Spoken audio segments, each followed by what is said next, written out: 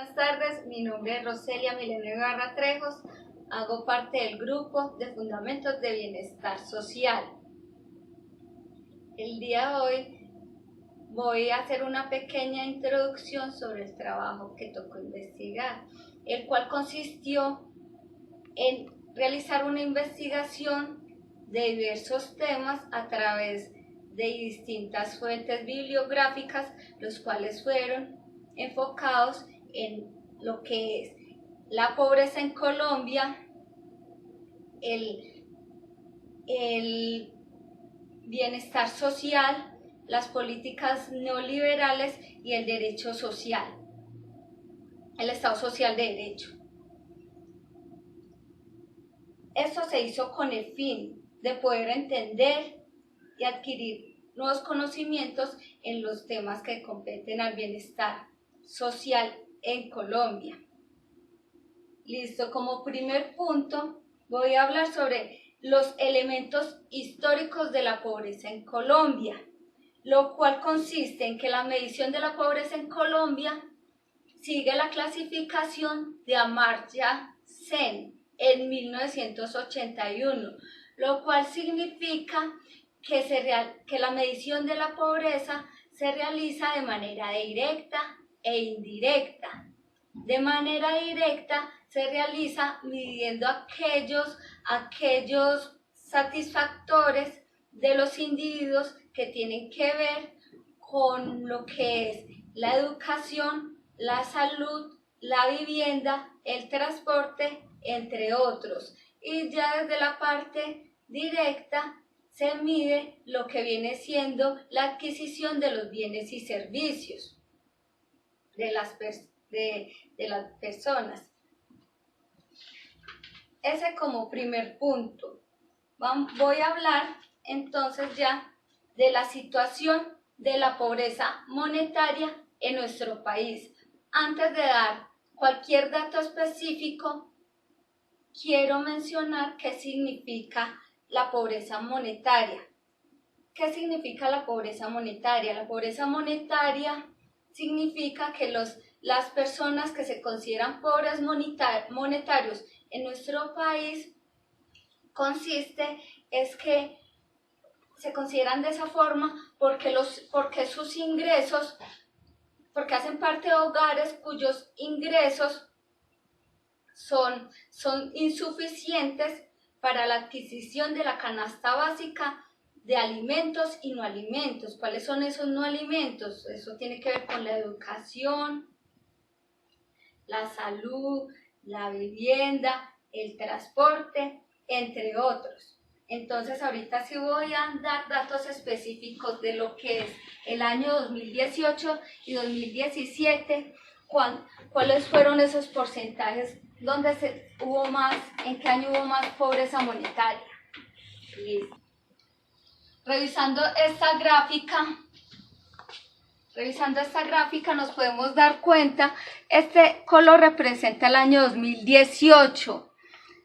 y este azul oscuro representa el año 2017. Si comparamos estos dos años con respecto a la pobreza monetaria, nos damos cuenta que hubo un aumento en el año 2018 de los índices de pobreza monetaria en nuestro país, el cual fue de 0,1%. Contra 26,9, pues que se refleja que fue menos los índices de la pobreza monetaria. En cambio, en el 2018 podemos concluir que fue más la pobreza monetaria. Ya con respecto a la pobreza extrema monetaria, nos podemos dar cuenta que aquí sí hubo en el año 2018 una disminución porque da 100,2%, en cambio en el 2017 fue de 7,4%, lo cual fue una diferencia de 0,2%.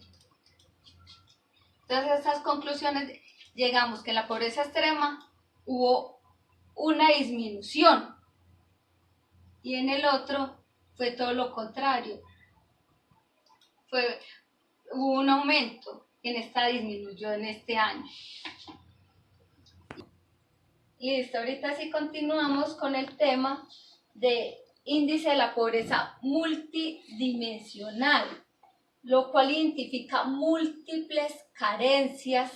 de los hogares y de las personas en el ámbito de la salud, de la educación, el transporte y de los niveles de vida, entre otros. Esta herramienta del índice de la pobreza multidimensional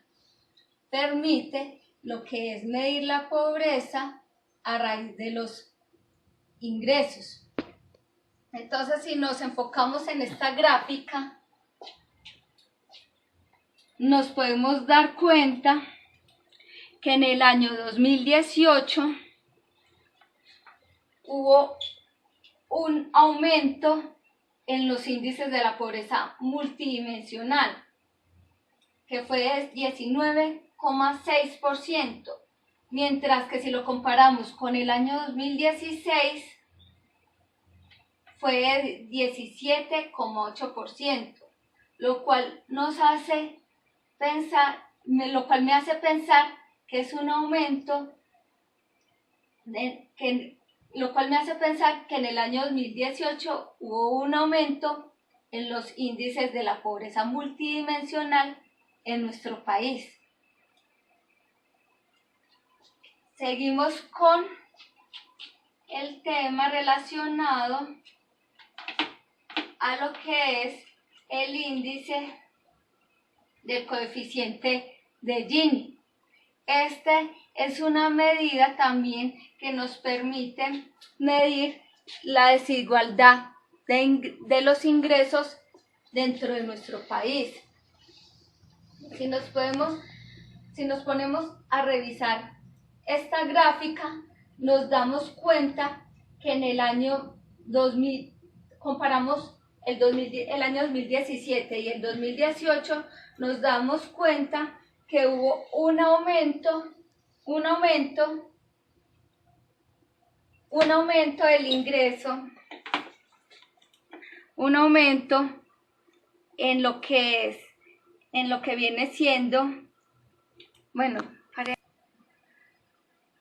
listo, siguiendo con el tema del coeficiente de Gini, es otra medida utilizada para medir la desigualdad de los ingresos en nuestro país. Entonces, si nos ponemos a revisar esta gráfica comparando el año 2017 con el año 2018, nos podemos dar cuenta que fue en el año 2018 0,517% y en el 2017 fue de 0,508%, lo cual significa que hubo un aumento de la desigualdad de ingreso de los hogares en nuestro país. Ya siguiendo con otro tema distinto a los de la medición, voy a empezar a hablar sobre el segundo punto de la investigación, que tiene que ver con qué es un Estado social de derecho. Es un Estado social de derecho porque las políticas de un país se basan en la protección de los derechos fundamentales de los ciudadanos. Se basa también en la dignidad humana, en la solidaridad y en la prevalencia del interés general sobre el particular. Eso es lo que viene siendo un Estado social de derecho. Ya siguiendo con otro de los puntos, voy a hablar sobre la congruencia o no entre los propósitos del Estado social de derecho y el alcance de las políticas sociales y económicas en cuanto al bienestar social integral de los ciudadanos colombianos. Revisando este tema, nos podemos dar cuenta que el Estado social está en la búsqueda de la convivencia a través del respeto y la garantía de los derechos humanos, en lo cual consiste en que el Estado debe garantizar a los ciudadanos lo que son los principios, los derechos fundamentales que tienen los ciudadanos en nuestro país, que no se pueden vulnerar esos derechos. y los ciudadanos debemos ser conscientes de nuestros deberes. Además de eso, el Estado debe garantizarnos a nosotros como ciudadanos la participación democrática en las decisiones que nos competen con respecto a los temas que tienen que ver con las políticas económicas, sociales, culturales de nuestro país, porque de esa forma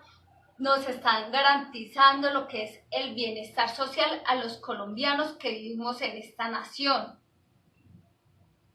Hablando ya de otro tema que tiene que ver con los enfoques de las políticas sociales, nos podemos dar cuenta que las políticas sociales en este país tienen que ver con la orientación hacia la atención y el bienestar de las clases y grupos sociales marginados que están en condiciones de extrema pobreza y los cuales requieren que nosotros como Estado, que nosotros, las personas que podemos hacer prevalecer las políticas sociales del Estado, tomemos acciones sociales en beneficio de las personas que más lo necesitan. Siguiendo ya con el último tema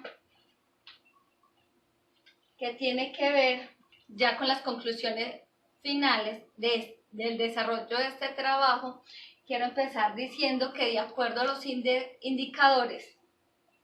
de bienestar social, esto nos permite a nosotros evaluar cuál es el impacto que tienen las políticas económicas y cómo éstas afectan al bienestar social de las personas. También mirando ya como conclusión final, considero que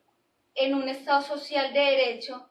el Estado debe garantizar los niveles de satisfacción personal con respecto a facilitar el acceso a la educación, a la salud, a muchas cosas que como ciudadanos tenemos derecho. El Estado debe garantizarlas y aparte de garantizarlas, debe dejarnos participar también en todas las decisiones que competen para que no nos puedan afectar el día de mañana, porque una mala decisión que se asuma nosotros como ciudadanos con respecto a la participación democrática, que si nosotros damos el voto por algún político y esos políticos al día de mañana son personas corruptas, están de cierta forma afectando las riendas de nuestro país, porque ahí no estarían tomando las decisiones adecuadas y eso estaría generando un mal bienestar social para nosotros. Por eso tenemos que ser muy conscientes al momento de dar nuestro voto cuando hay elecciones a nivel nacional. Debemos estar en la capacidad mental de saber a qué persona vamos a elegir, como, ya sea como alcalde, como presidente, como personas que van a estar en las administradoras, en la administración de las juntas locales. En fin, debemos saber a qué políticos estamos eligiendo, porque a raíz de ese voto es que nosotros contribuimos a que se hagan cosas buenas en lo que sea en el desarrollo de las políticas sociales y porque ya estando allá en el poder, esas personas se van a encargar de tomar las riendas de este país, y si nosotros damos un mal voto, pues no me imagino qué clase de políticas sociales son las que se van a llevar a cabo. Eso fue todo el día de hoy, espero que sea de su agrado y hasta una próxima.